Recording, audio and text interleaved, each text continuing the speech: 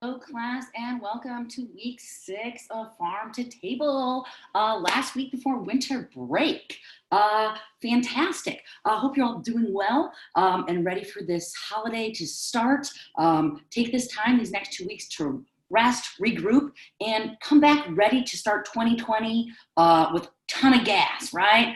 Light that stove up, get the grill going, and let's cook the best food we've yet to cook in 2020. So, before we get into this week's assignment and the upcoming plan, just wanted to do a quick refresher. First and foremost, highly suggest if you are missing any missed assignment, get that in. Use this break and time to get ahead, a jump start, knock everything out, right? We've got 2 weeks, catch up, come back strong in 2020. That's really important. Also use these next 2 weeks to relax, take a little rest, enjoy, regroup, spend time with your family. Cook some really awesome food, right? Practice the skills you have.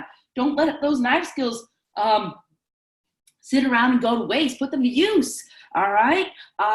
Some of those new techniques, let's see them. Practice them, excel, keep practicing.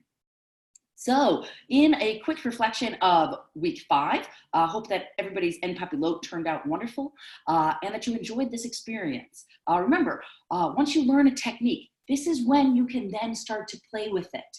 Maybe you suggest, hey, I would really like to try this with a non-fish or seafood protein. Okay, a thin breast of chicken would also be wonderful with this. Add some lemon, maybe a different herb, a different spice. All of these things, you keep the same technique, but you modify the products used.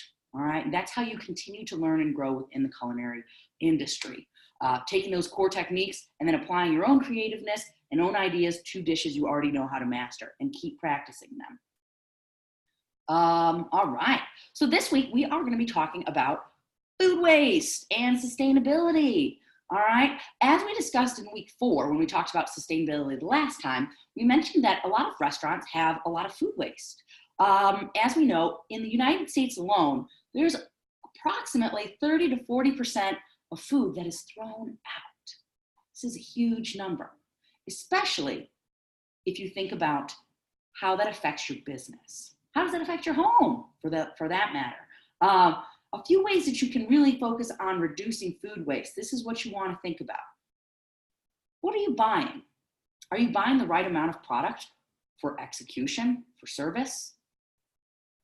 Take a look at the plates that are coming back from the dining room that somebody's not taking to tow container. Are those getting dumped out and thrown away? Are you composting? Again, that was discussed in week 4.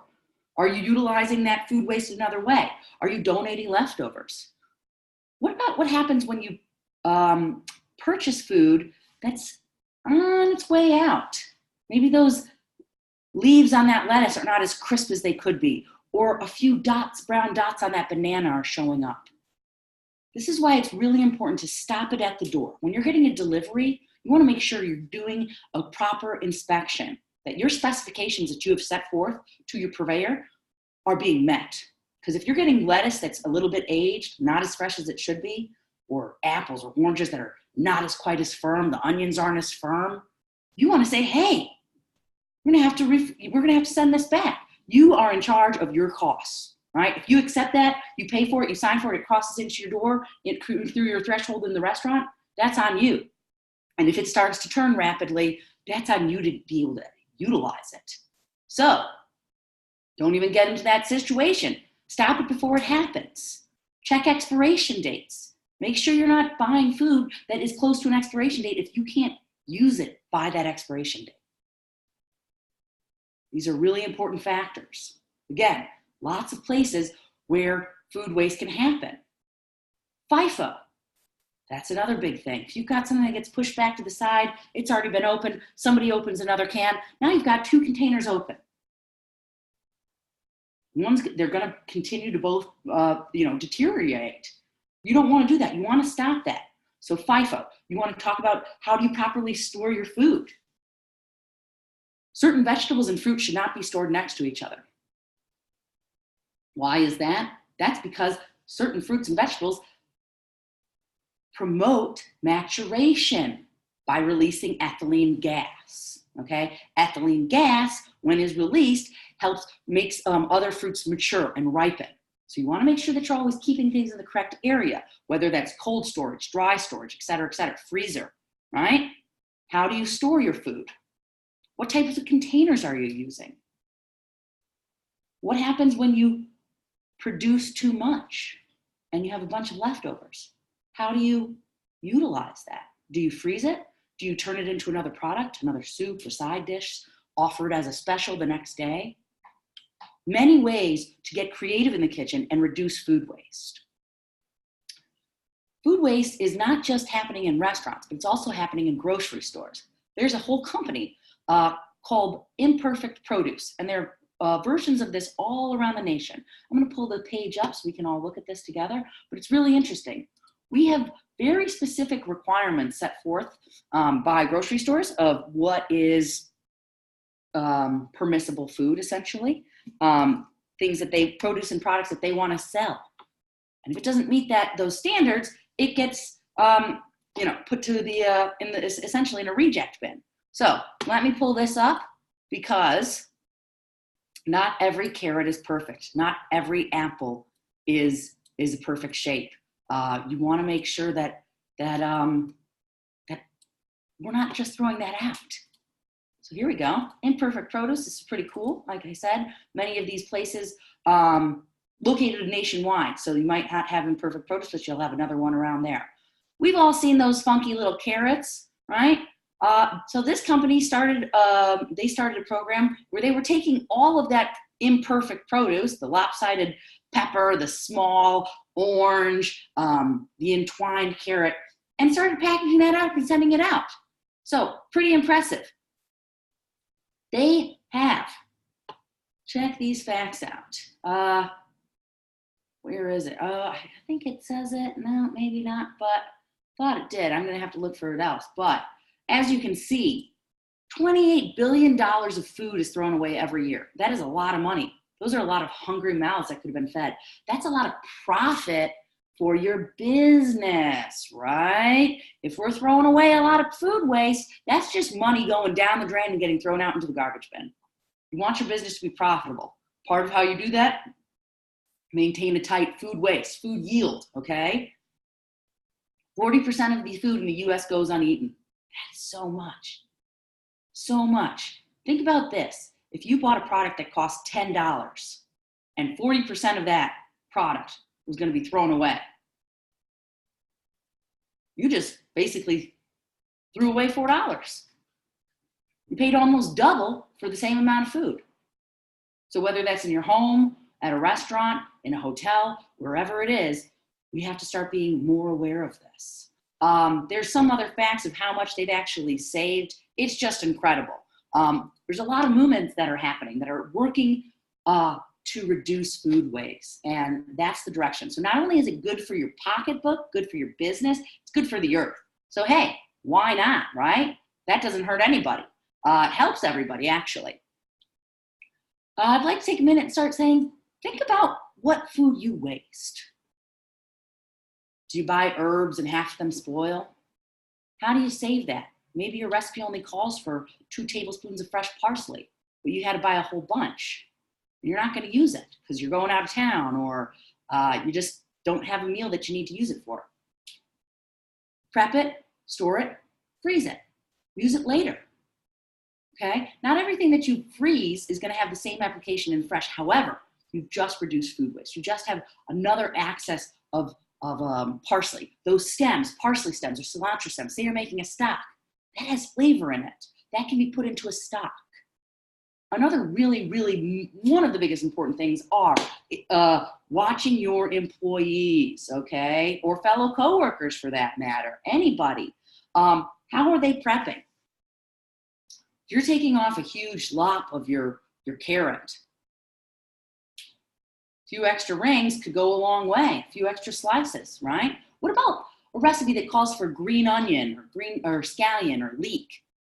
I'm going to pull up a visual of this so we get an idea. Remember, oftentimes leeks will be, the recipes are called for just the white parts only.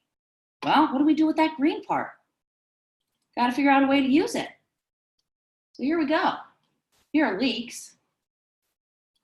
Again, oftentimes, just the whites are called for, or light green, white and light green. So that means all this dark green is going to waste. So what do we do with it? One, it's a great way to add flavor to stock. Two, if prepped, cut, sliced, and cooked properly, it can be delightful. However, this area is pretty fibrous. The dark green area, a lot more fibrous than the tender white and yet light green. So you have to figure out how to cut that so that you can get a good texture. It's not as fibrous and you get all that flavor. Because trust me, there's flavor in there. Should not be throwing that out, okay? Let me pull up another, I want to pull up hold on, let me see if I have this here. I want to pull up a slideshow, talk to you all about yield. This week, we are going to be cooking, one second, there we go. We're going to be making, one sec, potato salad, German potato salad, and potato skins. So another great thing, right? Potato skins, we peel potatoes for mashed potatoes, and boom, we're throwing those out. Guess what? Perfect way to make a great garnish. Take those raw peels, toss them with oil, spices, bake them, potentially fry them, and now you've got this awesome crispy garnish. It adds height to your dish, it adds texture to your dish, and it adds value. Something that you would be throwing away now is just adding value to your plate, which increases customer satisfaction, right? Brings them back for more, continuing your revenue stream, all right? So here we go, something to look out for when you are prepping, whether it's yourself or an employee or coworker. How many times have we walked by and we see somebody prepping a melon or a watermelon or cantaloupe? That's a lot of potential waste, right? So you want to make sure you have great knife skills. We always want to hone our knife skills, getting as close and getting the most product out of prepping. All right, same goes for pineapple. Of course, you're going to want to take out those little eyes, but get as close as you can. And if you have to come back and get those out, do it, just like you'd remove the eye in a potato, okay? Onion, we've got all the skins. Also, sometimes when we peel, we get a little aggressive. Excuse me. We take away an extra layer of onion that's totally edible. Now, it's important to note you don't want to put any old or moldy or discolored skins, okay? You want to maintain flavor, right? Heightened flavor. But those are great areas to be aware of, okay? You don't want to lose this yield. You don't want to be throwing out extra layers of onion that could be utilized, right? So you're just taking the skin off. Remember, when we start cooking onions, that's a lot of onions. It cooks down to a very little bit amount. So if we're taking off one of those whole layers, we're losing a little bit of a good portion of that, right? Again, contributes to your overall, your yield. Carrots are another great one here. Carrot tops, great way you can use and incorporate those into different sauces, salads, et cetera, et cetera, et cetera. The list goes on. Even peeling, properly peeling. We'll talk about that a little bit while later when we get into utilizing the peels for this week's assignment. Now, moving on, one of my favorites, broccoli. Oftentimes this stalk gets just lopped off and thrown away. Guess what? If you take away that fibrous outside, you've got a nice core, tender center. That can be thrown into soups. That could be turned into a stir fry. You could pickle it. You could use it in a family meal. Another great one, cauliflower. Oh, let's go back to broccoli. Broccoli also has all these great leaves on it. The leaves are totally edible, really tender and tasty, great in salads, great in stir fries, tons of ways to use it. Again, cauliflower. Depending upon where you get your cauliflower, it might come in super trimmed. Maybe it has the leaves still attached. The leaves are 100% delectable, wonderful, great, great, great for using in stir fry, making pickles, kimchi, et cetera, et cetera. The list goes on and on. Here we go. We've got another one, the infamous artichoke, right? This takes a lot of prep. Remember, you're buying an individual unit of artichoke, but if you're just trying to get to the heart, first you're going to prep to that stage and then this stage. So you've lost all that extra weight. that still goes into your cost. So you want to make sure you have good trained staff that knows how to properly cut. Here we go, that watermelon, right? Watermelon rind can be turned into a pickle. Pickled watermelon rind, instead of having this all thrown away, turn it into a pickle. Peppers, another thing that gets a lot of waste. You cut these off, the top and the bottom, you take out the center core, and you're using this for a julienne or a bétonnée or a small dice. Well, guess what? All of this is still edible product, totally usable and wonderful flavor. So make sure you're utilizing this area, the rest of this product, whether in a place where you don't need to have a specific knife cut, such as a bétonnée or julienne. Use it in somewhere where you're doing a fine chop, or you're putting it into a soup, or turning it into a red pepper coulis. Again, utilization, reducing waste, increasing your profit. One important thing for this week, we are going to be peeling the potatoes raw. So something that's really important to note, you want to peel and use a peeler. Do not use a knife. We know that oftentimes people do use a knife when they're peeling at home, but guess what? If you look closely, you'll see that you lose a lot of actual potato there. That adds up after a while to quite a big percentage. And if that's just getting tossed out, you're losing out. That means either the customers are going to eat that cost or you're going to eat that cost. And when the prices increase for the customers, the customer's going to say, what's going on? So it's on you to make sure your food costs and food waste and yield are on point. Okay?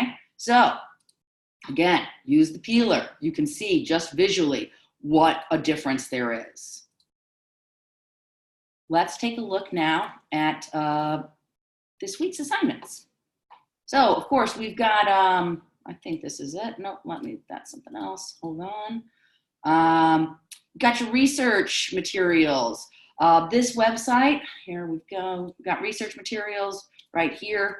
A little bit to read on produce. You've got this one link here that's talking about ways to reduce waste, okay, through food storage. How do you reduce food waste? Properly storing them, resealable bags, vacuum sealing, freezing, et cetera, proper food handling, utilization, all these things that contribute to overall food waste. Additionally, you've got a little bit of reading here right in the Gislin textbook. Now, as we all know, we're heading on winter break, which is going to be awesome. A few things to note about that. Excuse me. We will be the campus in the sense of you will still have access to your class. However, you will not be able to post attendance after Friday. Friday, essentially, we all go on break. So if you send Chef Greg or myself a message over winter break, we're not going to get that until we return January 8th. So if you've got a question for us, hit us up in the next 2 days so we can get back to you before we all go on break and have a little bit of rest and relaxation. Now, these knowledge checks are going to be open for you until, hold on, let me just pull up the calendar so we're all here together. And then we understand where we're going. Let's see, where's the calendar? All right. There we go. Cool, here we go. All right, so here we are. Today's the 18th. The knowledge checks and the assignment is open the 19th and the 20th. It will shut down at 11:59 on the 20th. We will then have classes starting back up on January 8th. All right, Wednesday, we'll return to normal class. 5:15 here, Central Standard Time for class for week 7, and you'll be able to submit your knowledge checks and assignments up until Friday, the 10th at 11:59 p.m. So essentially you have over 2 weeks to complete this assignment, and whether you do it before or after that is entirely up to you, whatever works for you. But let's hop into that assignment so you know exactly what you're doing.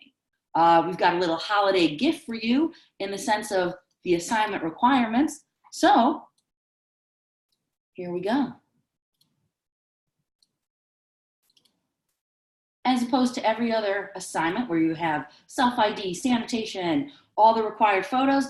This week's assignment, all we need to see is that finished German potato salad with crispy potato skin garnish. That's all we want. One awesome photo. If you want to provide us with others, that's totally okay too. Happy to take a look at your work, but you are not required to. We just want to see your finished product. So let's see the good stuff. Let's see that finished potato salad. Let's see the crispy potato skin garnish, which I think you're going to love.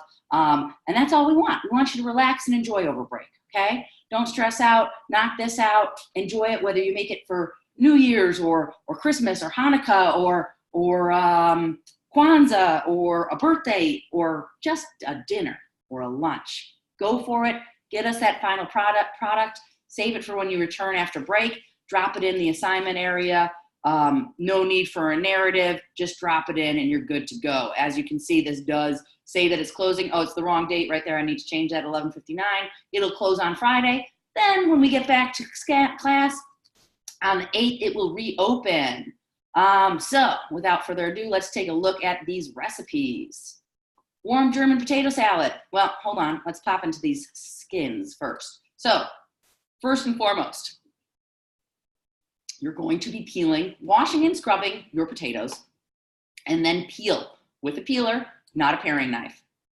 You're going to save those skins from the potatoes. You're going to toss them with oil, spices, and bake them until they're crispy in the oven. You can also alternatively deep fry or pan fry. However, lower fat, less reduction of oil, less oil used. Drop them in the oven, crispy, delicious. Keep an eye on them so they don't burn. You're good to go. Excuse me. Taking a look at the actual recipe. You're going to want to use waxy potatoes. Waxy potatoes are used here because they're going to hold up better to this application than a starchy potato. Just as you remember in CU122, there are certain times when we use a waxy potato, certain times when we use a starchy potato. Here's one of them. So scrub those potatoes, peel carefully into nice long strips. Save them for your crispy skin garnish. Next, you are going to steam or boil until tender your potatoes. Whole potatoes. Really important that you're taking whole potatoes. You don't want to cut these already because if you do that, they're going to break down too much if you steam and cook after those. So you want to steam or boil whole until tender. Meanwhile, what you're going to do is you're going to take some bacon. Now, if you do not eat bacon for religious or health reasons, that's fine. You can always use a turkey bacon substitute. But you want to render out the fat. Remember, rendering means slow and low, pulling out that fat from the bacon. You're then going to take your garlic, onion, a little vinegar, chicken stock, and add that to that rendered bacon and bacon fat. Mix that together, okay? It's ready to rock. You'll also have pulled out those potatoes, not overcooked, let them cool, and then slice them, preferably. I find that this warm potato salad turns out a lot better sliced as opposed to diced. Of course, you can do any way you want. Personally, texture-wise, it comes out better sliced, all right? You mix those potatoes together with that rendered out bacon, essentially a bacon and onion and vinaigrette, and you're gonna toss those potatoes together and let it sit for about 15 minutes. This is to let the flavors develop. Just like we let the flavors develop for the bean salad in week 4, you wanna do the same thing. Let that soak into the potatoes a little bit. And then moving forward, this is another personal opinion. Serve warm or room temp. Not as great cold, because whenever we serve something that's cold with that has fat, sometimes we get a different, not as pleasant of a mouthfeel. Highly suggest eating this warm or room temp. You're gonna enjoy it a bit more. This is very straightforward, simple. It's really easy. It's a cool new way to look at potato salad. It's not the classic one that we think of with mayo and sour cream and hard-boiled eggs or pickles or olives or however you might do it. This is really a lighter approach, and it is a traditional German way of making potato salad. Another common way of a German potato dish would be using sauerkraut. So again, you've got this acid, salt, and potato, that rich earthiness. These are winter vegetables, hearty and really tasty. As for the smokiness or the flavor of bacon, highly suggest, whatever your favorite bacon is, go ahead and use that. whether it's applewood smoked or if you don't like the smoke flavor. Either way, you're gonna have some really nice bacon pieces in this salad, a nice texture and mouthfeel on those potatoes, and a little bite from that vinegar. Shouldn't be too aggressive, just to round out the entire dish. Let's see, what else do we have here? 1 second. Let's just pull back to the class page.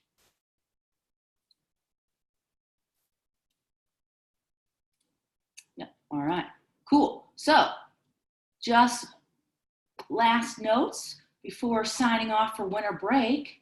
Remember, you will have access to the class. However, you cannot post attendance after Friday until January 8th, all right?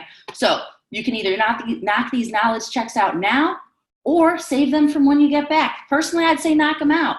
Knock it out as soon as possible so you can relax and enjoy. If you have any questions, please do reach out so we can help you. Chef Greg and I are going to be wrapping up a few other classes currently, so we are around and available for the next 2 days. Again, reach out with any questions, because after that, we're all going to turn our computers off, and we're not going to come back until January 8th. So we are wishing everybody very, very, very happy holidays. Enjoy, spend some time with your family, pick up some extra hours at work, do whatever you need to do to make 2020 a fantastic year to come back. Best food, best cooking skills. Let's see what you got when you come back. That's what we want to see. That's what we want to hear. Don't let your knife skills sleep for too long over these next few weeks when you're preparing meals. Be attentive, have that mise en place, work clean, work efficient, and then let's just come back to make 2020 best year yet of the 2000s. So let's do this. Again, one photo for your German potato salad with crispy potato skins, reducing waste, taking something that would be once waste, turning that into profit, turning it into different textures. Think about all the food that you can turn in and utilize in different ways. Hey, if you've got any tips or tricks or really cool things that you do at your home, let us know. Put them in the ask your questions here. Share with your classmates. Everybody always wants to get a little tip or trick, right? Think about zest. If you're zesting or juicing any lemons, oranges, grapefruits, et cetera, what if you zested those first, okay? Then you're gonna peel or, and then juice, so you'll still have the same end product, but you just got another side product. That zest can be utilized in a cheesecake, in a whipped cream, cookies, shortbread, in a vinaigrette. You can freeze it, you can dry it. You could make a salt or a sugar out of it that's infused, okay? Little things that make a huge difference all over. You're adding value to a product that normally would be thrown out. It's very incredible, all right? So think about the power you have. Think about the impact you have, whether it's in your own kitchen in your home or the kitchen that you work out in the industry. Be a part of the change, contribute to profitability and sustainability in the environment, and hey, it's a win-win. You make more money, you save more money, and you help out the earth. So have a happy holiday, a wonderful, joyous new year, and we will see you back in 2020. Take care and have a good night. Bye-bye.